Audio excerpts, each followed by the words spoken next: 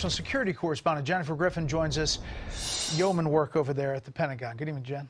Good evening, Brett. Fox News has learned that the withdrawal of U.S. forces from the Kabul airport has already begun.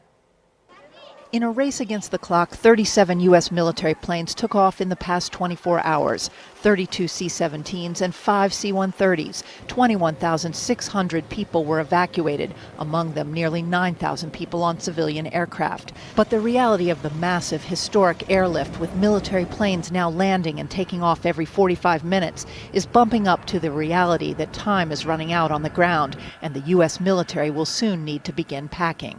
When does the U.S. military have to begin making those preps? When does that decision have to be made? Roughly speaking, you need at least several days to get the amount of forces and equipment that we have at the airport to get that safely and effectively retrograded. And those Marines at the U.S. Embassy, the same American embassy that underwent an $800 million expansion 6 years ago, they've already withdrawn. So you go to zero at the embassy. Is that correct? That's correct.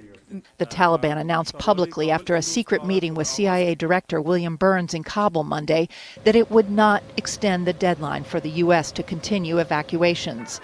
Already, the Taliban has begun tightening the noose around the airport, stopping Afghans and even those with American passports from getting to the airport. After a classified briefing by Defense Secretary Lloyd Austin and General Mark Milley, Adam Smith, the chairman of the House Armed Services Committee, said the military said it has plans to get Americans out after August 31st if needed.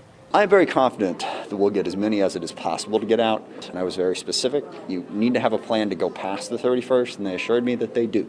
I'm less confident after leaving that briefing. Here's why. It's not a single country surrounding Afghanistan, not one, has agreed to allow U.S. forces to base there, to allow our intelligence, our drones, much less to allow lethal strikes to keep a lid on al-Qaeda and ISIS and others. There remains a very serious security threat from ISIS inside Afghanistan. That means if the U.S. wants to operate in Afghanistan after August 31st, they'll need the permission of the Taliban. Brett? Jennifer Griffin, live at the Pentagon. Jennifer, thank you.